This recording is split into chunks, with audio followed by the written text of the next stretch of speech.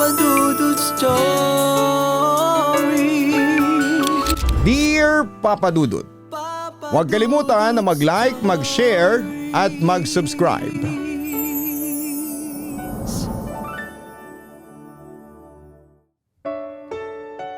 Magandang araw po sa inyong lahat at sa lahat ng mga nakikinig ng inyong napakagandang programa.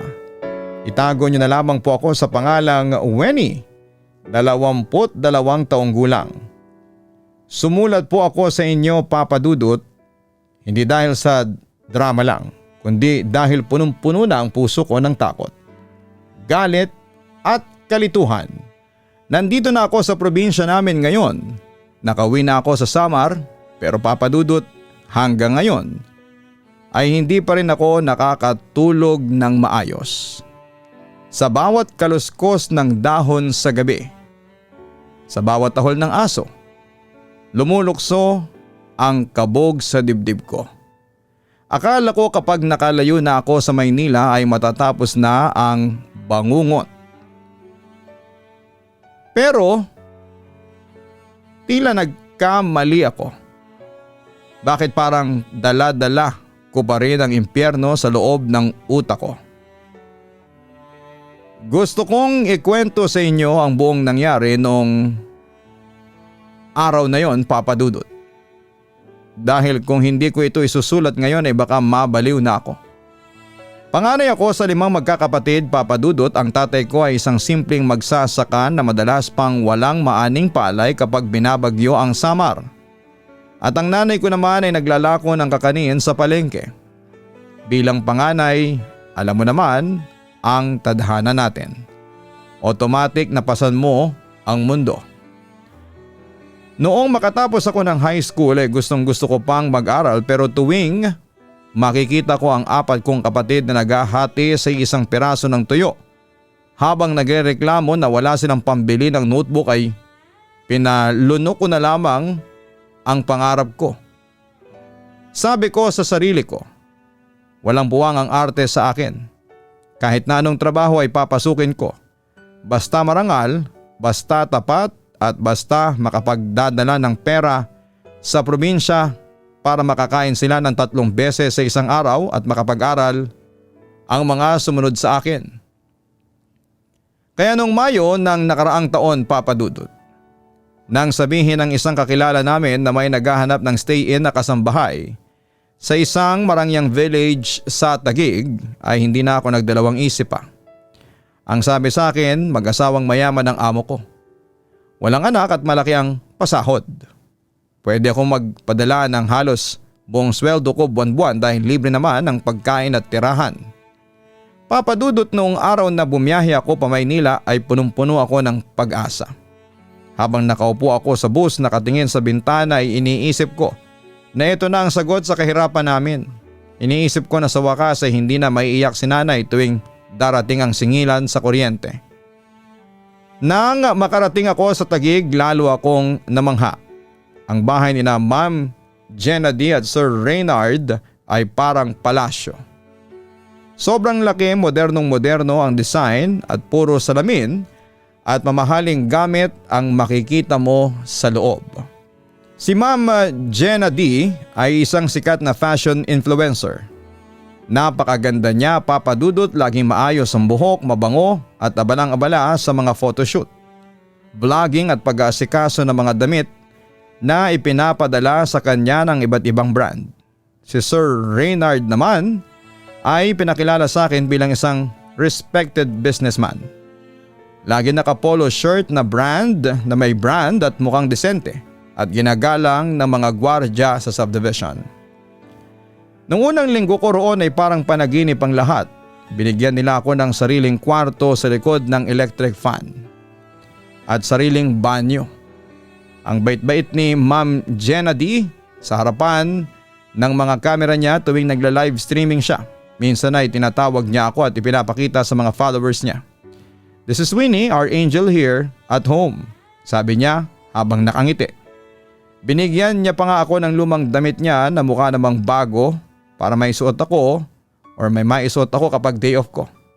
Halos maglupasay ako sa tuwa ng unang buwan dahil bukod sa maayos ang trato ay nakuha ko pa ang buong sweldo ko at naipadala ko kaagad sa Samar. Tuwang-tuwa si nanay sa telepono. Umiiyak pa nga dahil nakabili na sila ng isang sako ng bigas at mga gamit sa eskwela ng mga kapatid ko. Pero tama nga ang kasabihan, Papa Dudut. Hindi lahat ng kumikinang ay ginto. Ang akala kong langit ay dahang-dahang nagbago ang ihip ng hangin at naging simula ng aking impyerno. Nagsimula ang lahat ng isang gabi na kailangang mag-overnight ni Ma'am Jenna D sa isang out-of-town event sa Batangas para sa paglulunsad ng isang bagong clothing brand. Gabi na nung umalis si Ma'am Jenna D, sumakay siya sa kanyang kotse kasama ang kanyang glam team. Naiwan kami ni Sir Reynard sa malaking bahay. Nung una'y wala akong iniisip na masama at naglilinis ako ng kusina, naghugas ng mga plato at pumasok na sa kwarto ko bandang 10:00 ng gabi para magpahinga. Nilako ang pintuan ko, gaya ng palagi kong ginagawa bago ako nahiga at nakatulog dahil sa pagod. Pero nagising ako ng 2:00 ng madaling araw at nagising ako hindi dahil sa masamang panaginip, kundi dahil nararamdaman kong may hangin na pumasok sa kwarto ko. Pagmulat ng mga mata ko ay nanlamig ang buong katawan ko, Papa Dudut. Ang pinto ng kwarto ay bukas. Walang katok, walang pasabi. Dire-diretsong pumasok si Sir Reynard. Doon ko lang nalaman, Papa Dudut, na may extra palang susi ang demonyong ito sa lahat ng kwarto sa loob ng bahay. Kasama na ang kwarto ng mga kasambahay. Amoy na amoy ko ang alak mula sa pinto pa lamang. Lasing siya pero gising na gising ang kanyang malokong diwa. Lumakad siya ng dahan-dahan lapit sa kama ko habang nakapamulsa ang isang kamay. "Wenny, ang ganda mo pala kapag natutulog," sabi niya sa isang mababang boses, sabay upo sa dulo ng kama ko.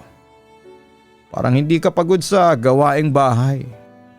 Papa Dudut, sa takot ko ay hindi ako nakapagsalita at ang tanging nagawa ko lamang ay hilahin ng mabilis ang kumot paitaas para takpan ang sarili ko hanggang leeg. Ang mga tuhod ko ay nagsimulang manginig ng husto na halos marinig ko ang sarili kong mga buto sa ingay ng kama. Gusto kong sumigaw, pero parang may nakabara sa lalamunan ko. "Sir, bakit po kayo nandito? Gabi na po. Lumabas po kayo, please." Pakiusap ko habang humihikbi ako sa takot.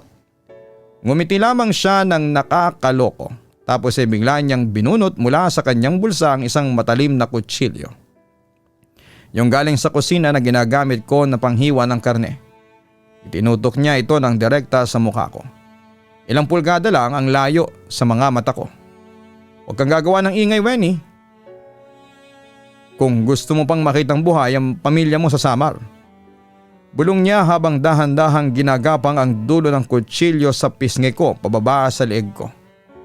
Hindi na ako makagalaw dahil sa matinding takot. Parang naparalisa ang buong katawan ko. Hinalay ako ni Sir Reynard noong gabing yon, Papa Dudut, habang ginagawa niya ang kahayupan niya. Umiiyak lamang ako ng tahimik at nakatitig sa kisame habang ang kutsilyo ay nakalapat pa rin sa balat ng leeg ko. Bawat luha ko na pumapatak sa unan ay sinasabayan ng kanyang babala. "Papatayin kita kapag nagsumbong ka. Papatayin ko kayong lahat." Simula ng gabing yon, bawat segundo na wala si Ma'am Jenna D sa paningin ko ay nagiging parang habang buhay na parusa sa loob ng impyernong bahay na yon. Hindi ko na alam kung paanong huminga ng maayos. Tuwing maririnig ko ang mga yabag ng paa niya pababa ng hagdanan ay bumibilis ang tibok ng puso ko sa takot. Naging tuso si Sir Reynard. Alam niya kung kailan eksakto aalis si Ma'am at kung kailan ito babalik. Isang hapon habang nagluluto ako ng hapunan sa kusina at nag-iisa kami, bigla na naman siyang sumulpot sa likuran ko ng walang kaluskos. Yayakapin niya ako ng napakahigpit mula sa likod. Ibabaon ang mukha niya sa leeg ko at bubulong ng mga bastos at maduduming salita na ayaw kong marinig, mga salitang nagpapasuka sa akin hanggang ngayon. Sinubukan kong lumaban, Papa Dudut. Tinulak ko siya isang beses at sinabing magsusumbong ako kay Ma'am Gennady. Pero doon lumabas ang tunay niyang kulay. "Huwag kang magsusumbong, Weni," banta niya sa akin habang pinipisil ng marahas ang pangako. "Isipin mo, ang kapatid mong pinapaaral ko ang tuition. Isang tawag ko lang sa kakilala ko sa probinsya ninyo o isang hinto ko lang sa pagpapadala ng advance na sweldo mo ay titigil sa pag-aaral ang mga yon. At tandaan mo, kilala ko kung saan nakatira ang mga magulang mo." Yun na ang pinaka mabigat na tanikala sa akin, Papa Dudut. Ang katotohanang hawak niya ang kinabukasan at ang buhay ng pamilya ko. Paano ako tatakbo?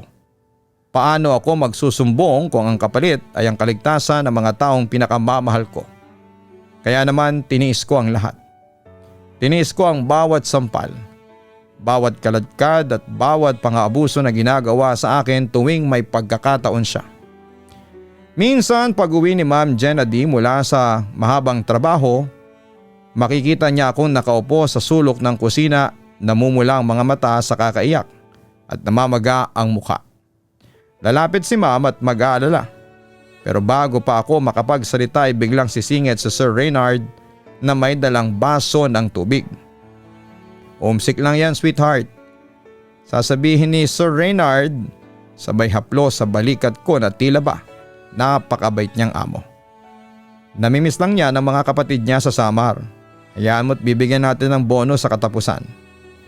Niyayakap naman ako ni Ma'am Gennady at kakausapin ako ng malambing. At binibigyan pa ako ng chocolates at mamahaling pabango para raw sumaya ko.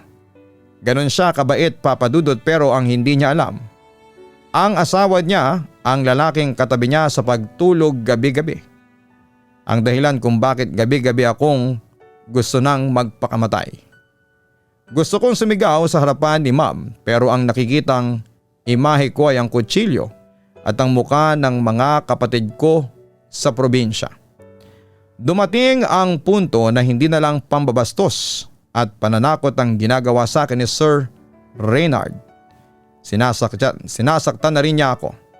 Physically kapag hindi ko siya pinagbibigyan sa gusto niya o kapag sinusubukan kong umiwas tuwing lalapit siya. May pagkasigurista siya sa kama. Ayaw niyang may makitang baka si Ma'am Gennady sa mga bahagi ng katawan ko na madaling makita tulad ng braso o leeg kapag nakasuot ako ng uniforme ng kasambahay.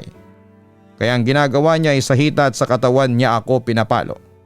Pinipisil at sinisipa at may mga malalaking pasa ako sa hita na kulay ube at asul dahil sa karahasan niya. Para hindi makita ng sinuman ay pilit ko itong tinatago sa pamamagitan ng pagsusuot ng mahabang pajama at makakapal na jogging pants. Kahit na sobrang init sa loob ng bahay at sira ang aircon sa area ng kusina, ay pinagpapawisan ako ng husto. Pero tinitiis ko dahil takot akong magtanong si Ma'am Gennady kung bakit nagkaganon ang katawan ko. Isang hapon, habang nag-aayos ako ng mga unan sa sala, nakita ko si Ma'am Gennady na mag-isang umiiyak sa sofa. Nakatakip ang kanyang muka at gulo-gulo ang kanyang buhok. Lumapit ako ng kaunti at tinanong kung anong nangyayari. Sabi niya ay galing daw siya sa doktor at napatunayan na naman na wala siyang problema. Pero hindi pa rin sila magkaanak ni Sir Reynard. Sinisisi niya ang sarili niya sa lahat. Umiiyak siya at sinasabing baka pinaparusahan siya ng Diyos kaya hindi siya mabibiyayaan ng anak. Gusto ko siyang lapitan ng gusto ng sandaling yon, Papa Dudut. Gusto ko siyang yakapin at sabihin ang katotohanan. Gusto kong sabihin na ma'am, hindi kayo ang may problema. Ang asawa ninyo ang totoong halimaw na sumisira sa akin. Hindi kayo nagkakaanak dahil dumi at kasalanan ng laman ng utak at katawan ng asawa ninyo. Pero bago pa ako makahakbang patungo sa kanya ay lumingon ako sa taas ng hagdanan. Nandoon si Sir Reynard. Nakatayo siya roon, malamig ang titig sa akin. Hawak niya ang kanyang cellphone at nakatutok sa akin ang camera. Tila ba pinapaalala niya sa akin ang mga video at larawan na kinuha niya noon habang pinipilit niya ako. Mga ebidensya ng sarili niyang karahasan na ginagamit niya para takutin ako. Ang sabi niya sa akin noong isang araw, kapag nagsumbong ako ay ipapakita niya ang mga larawan ng pasa ko at sasabihin niyang nakikipag-away ako sa mga lalaki sa labas kaya ako may mga sugat at ako pa ang lalabas na masama at madumi. Napatungo na lamang ako at bumalik na sa kusina habang ang puso ko ay unti-unting nadudurog para kay Ma'am Jenady at lalo na para sa sarili ko.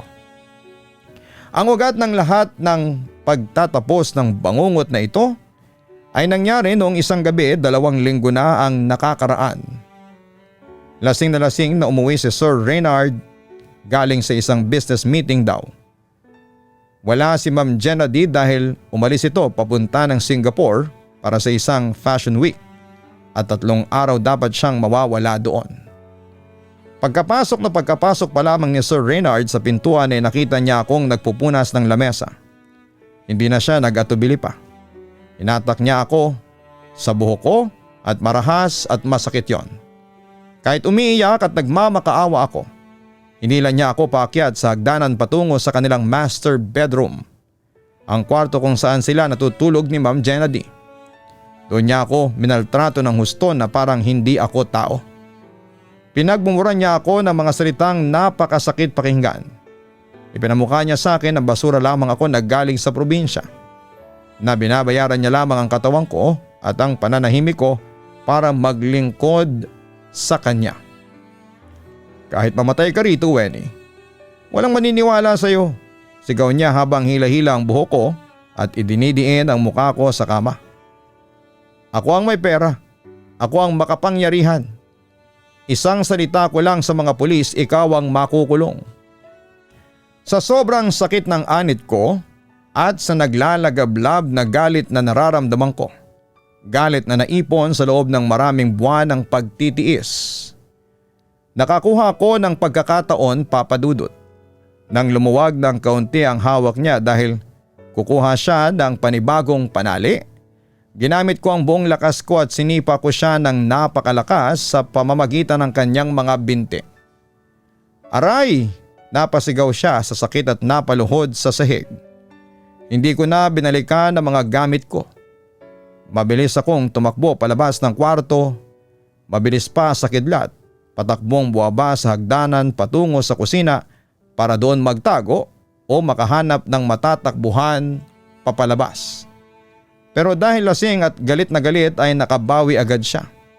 Naabutan niya ako sa madilim na kusina. Idiniin niya ako sa pader ng marahas at naramdaman ko ang malamig na talim ng kutsilyo sa aking liig habang nanlilisik ang kanyang mga mata na parang sa totoong demonyo. Ang hininga niya ay amoy alak at pait, lumalapat sa mukha ko. Isang salita mo lang kay Jenady, Wenny, sisiguraduhin kung hindi na makikilala ng pamilya mo ang bangkay mo sa probinsya. Bulong niya habang ang kabilang kamay niya ay marahas na humahawak sa aking dibdib. Doon ko na-realize, Papa Dudut, habang nararamdaman ko ang talim ng kutsilyo sa balat ko, na ang trabahong ito na akala ko ay sagot sa kahirapan namin ay siya palang magiging puntod ko kung hindi ako kikilos ngayon. Akala ko ay katapusan ko na talaga ng gabing yon. Nagdasal na ako ng tahimik. Hinihintay ko na lamang na ibaon niya ang kutsilyo. Pero biglang may narinig kaming tunog mula sa sala. Bumukas ang pintuan ng main entrance. Dumating si Ma'am Jenady, mas maaga siya sa inaasahan dahil nakalimutan niya pala ang kanyang passport sa kanilang kwarto at hindi siya nakatuloy sa flight niya. Pumasok si Ma'am sa kusina para magbukas ng ilaw dahil narinig niya ang kaluskos. Nang magkailaw ng laki ang mga mata ni Ma'am Jenady nang makita ang asawa niyang may hawak na kutsilyo na nakatutok sa leeg ko. At ako naman ay umiiyak. Gulong-gulo ang damit at puno ng pasa ang braso. Sa halip na humingi ng tawad o magpaliwanag ay tumawa lamang ng malakas si Sir Reynard na parang baliw. Sinabi niya kay ma'am na tinatakot ko lang naman tong katulong mo, sweetheart. Nagnakaw kasi ng alahas mo sa kwarto natin. Nahuli ko kaya tinatakot ko para umamin. Hindi ko na hinintay kung sino ang paniniwalaan ni Ma'am Jenady ng gabing yon, Papa Dudut. Sa sobrang takot ko na baka kampihan niya ang asawa niya at doon ako mapatay, tinulak ko si Sir Reynard gamit ang huling lakas ko at tumakbo ako palabas ng bahay nang walang sapin sa paa. Tumakbo ako sa dilim ng gabi, walang tsinelas, umiiyak hanggang sa makarating ako sa pinakamalapit na barangay hall sa labas ng village at doon sa bitbit kong huling lakas ng loob na natitira sa durog kong pagkatao, umiyak ako sa barangay tanod at nag-file ako ng blatter. Tinulungan nila akong makontak ang isang kamag-anak ko sa Maynila at kinabukasan din ay sumakay ako ng bus pabalik dito sa Samar. Pero Papa Dudut, hanggang ngayon kahit nandito na ako sa probinsya namin, hindi pa rin ako ligtas. Nakakatanggap pa rin ako ng mga anonymous text messages sa cellphone ko halos araw-araw. Ang sabi sa mga text, alam namin kung nasan ka. Papatayin namin ang pamilya mo kapag tinuloy mo ang kaso. Umurong ka na at manahimik kung gusto mong makitang buhay ang mga kapatid mo. Papa Dudut, paano ko lalabanan ang kanilang pera? Malit lang kaming tao. Ang tatay ko ay walang alam sa batas at ang nanay ko ay natatakot din para sa amin. Umuwi na ako sa aming lugar pero hindi ko pa rin alam ang gagawin ko sa buhay ko. Hahayaan ko na lang ba ang nangyari at kalimutan ng nakaraan dahil sa takot na totohanin niya ang mga banta niya? O ipaglalaban ko ang hustisya para sa sarili ko at para hindi na siya makapanakit ng ibang kasambahay na katulad ko? Sana po ay mabigyan ako ng payo ng inyong mga tagapakinig. Dahil sa bawat minutong lumilipas, pakiramdam ko ay lalong humihigpit ang lubid sa leeg ko. Abangan ko po ang advice ninyo, Papa Dudut. Lubos na gumagalang, Wenny. Napakabigat ng pinagdaanan mo, Wenny. At hanggang dito sa studio ay nararamdaman ko ang panginginig ng boses mo sa bawat salitang isinulat mo. Ang unang gusto kong sabihin sa iyo ay hindi mo kasalanan ang mga nangyari. Pumasok ka sa bahay na yan bitbit ang malinis na intensyon na itaguyod ang pamilya mo. At ang tanging may kasalanan sa impyernong dinanas mo ay ang demonyong amo mo na sinamantala ang kahinaan at kahirapan mo. Isang malaking hakbang ang nagawa mo ang makatakas at makarating sa barangay para magpa-blotter.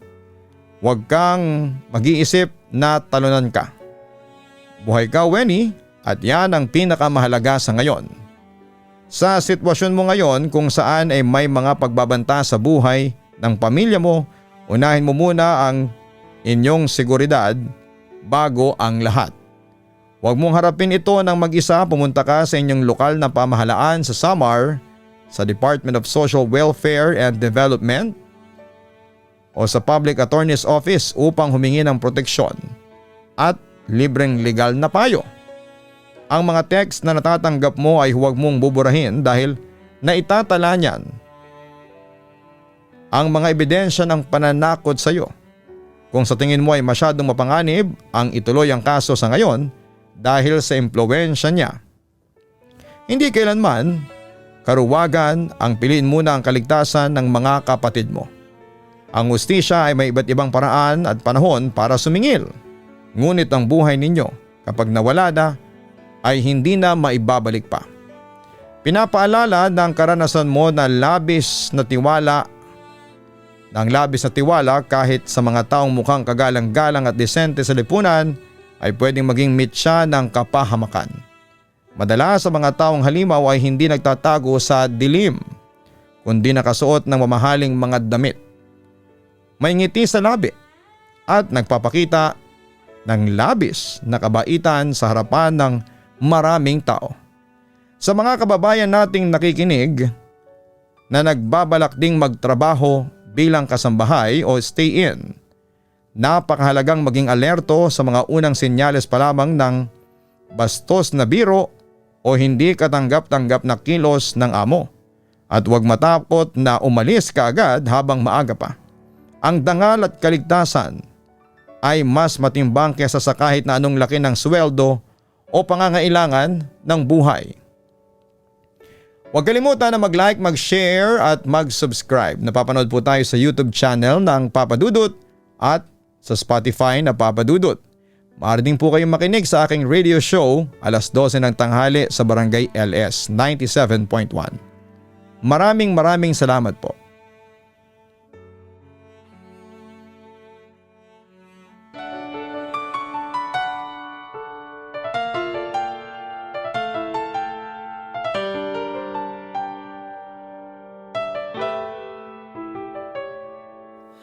Ang buhay ay mahiwaga, laging may lungkot at saya. Sa Papa Dudut Stories, laging may karamay ka.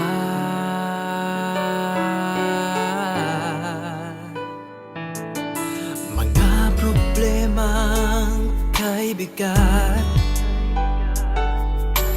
dito ay pakikinggan ka. Sa Papa Dudut Stories, kami ay iyong kasama. Dito sa Papa Dudut Stories, ikaw ay hindi nag-iisa.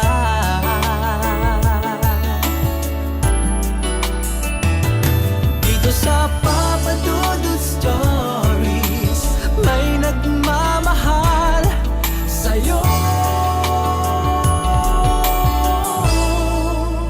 Papa Dudut Stories, Papa Dudut Stories,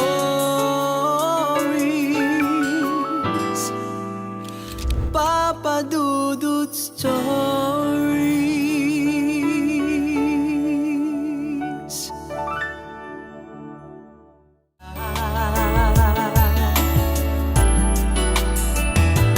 Dito sa Papa Dudut Stories, may nagmamahal sa'yo. Papa Dudut Stories, Papa Dudut Stories. Hello mga ka-online, si Papa Dudut po ito. Nagustuhan niyo ba ang kwento natin ngayong araw? Pwede kayong mag-post ng inyong mga komento. At huwag din kalimutan na mag-like, mag-share at mag-subscribe. Maraming salamat po.